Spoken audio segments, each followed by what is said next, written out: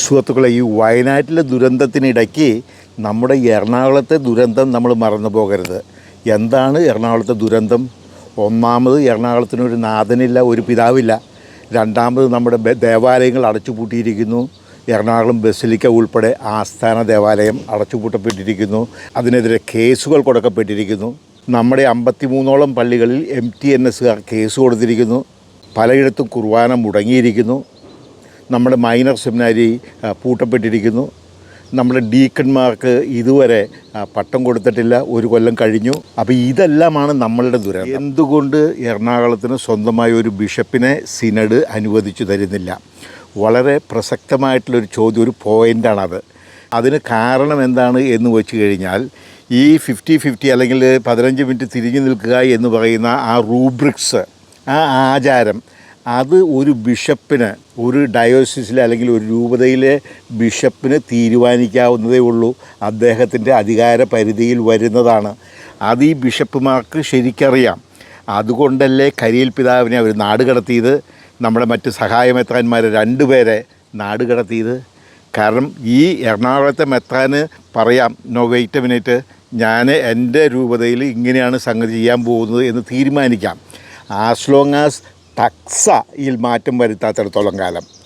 അതായത് സീറോ മലബാറിൻ്റെ തക്സ അനുസരിച്ച് വിശുദ്ധ കുർബാന എറണാകുളം അതിരൂപതയിൽ ആചരിക്കപ്പെടുന്നിടത്തോളം, അർപ്പിക്കപ്പെടുന്നിടത്തോളം, ബാക്കിയുള്ളതെല്ലാം സിമ്പിൾസ് അല്ലെങ്കിൽ ആചാരങ്ങൾ അല്ലെങ്കിൽ ചെറിയ അനുഷ്ഠാനങ്ങൾ, ഈ പറയുന്ന റൂബ്രിക്സാണ്. അത് ബിഷപ്പിന് തീരുമാനിക്കാവുന്നേ ഉള്ളൂ. അപ്പോൾ ഈ 50-50 എന്ന് പറയുന്ന ആചാരം എറണാകുളത്ത് അടിച്ചേൽപ്പിച്ച് നിരത്തി ലെവൽ ചെയ്തതിന് ശേഷം മാത്രമേ എറണാകുളത്തേക്ക് ഒരു ബിഷപ്പിനെ അവർ നിയമിക്കത്തുള്ളൂ. നൗ നമ്മൾ കോൺസെൻട്രേറ്റ് ചെയ്യേണ്ടത് ഇവിടെയാണ്.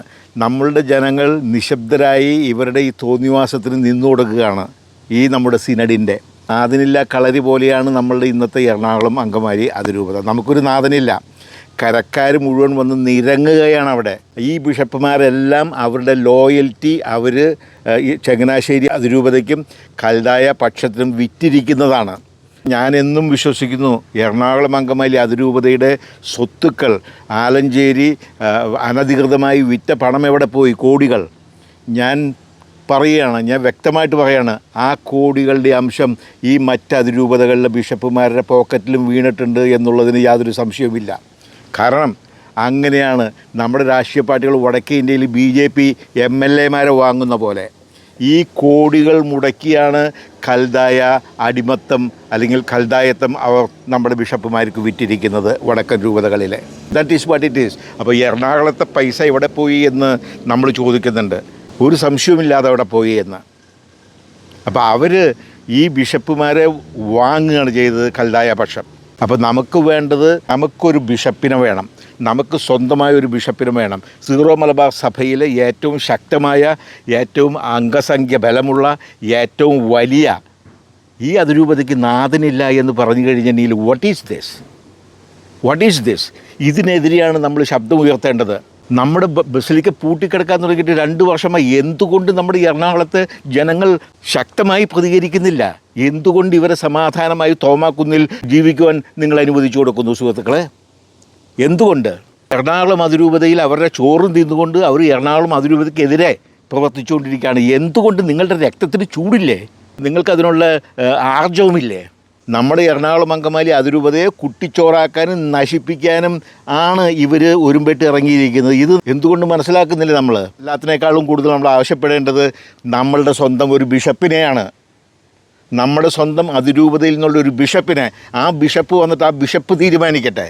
അല്ലാതെ ഒരു രൂപതയിലെ ഒരു ചെറിയ പ്രശ്നം, ഒരു ടെക്നിക്കൽ പ്രശ്നത്തിനെ പറ്റി തീരുമാനമെടുക്കേണ്ടത് ഒരു സീറോ മലബാർ സഭയുടെ സിനഡല്ല.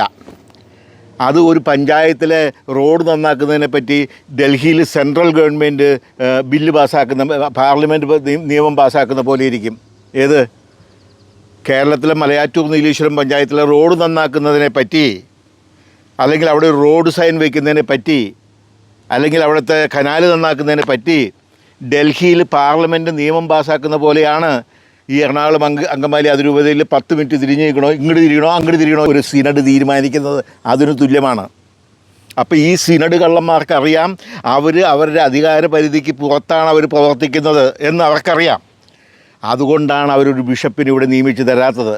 കാരണം ആ ബിഷപ്പ് തൻ്റെ ഇടത്തോടു കൂടി പറയുകയാണ്, you mind your own business, Ernakulam Angamaly അതിരൂപത എൻ്റെ അതിരൂപതയിലെ കാര്യം ഞാൻ നോക്കിക്കോളാം എന്ന് ആ ബിഷപ്പ് തൻ്റെ ഇടത്തോടു കൂടി പറഞ്ഞു കഴിഞ്ഞാൽ ഈ സിനഡ് ഊമ്പി പോകും.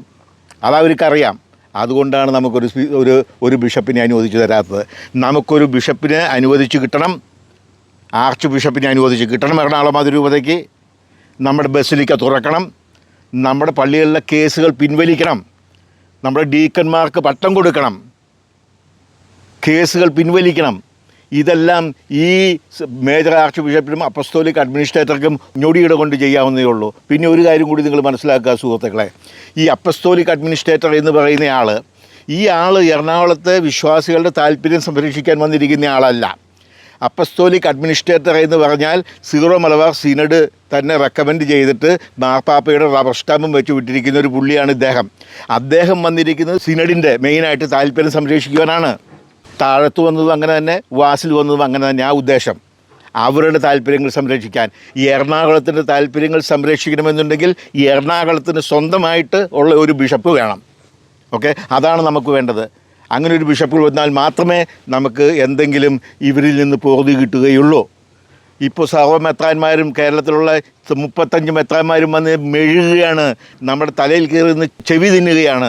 ഇത് അനുവദിച്ചു കൊടുക്കരുത് എന്നാണ് ഞാൻ പറയുന്നത്. ലോകത്തിലൊരു സ്ഥലത്തും ഒരു സഭയിലും നടക്കുന്ന ഒരു സംഗതിയല്ല. അതിരൂപതക്കാരെ ചൂലും കെട്ടെടുത്ത് കുറ്റിച്ചൂലെടുത്ത് ഒരു അടിച്ചോടിക്കും ഈ ബിഷപ്പുമാരെ, ഒരു അതിരൂപതയിൽ വന്ന് ഇങ്ങനെ വിളയാടി കഴിഞ്ഞാൽ.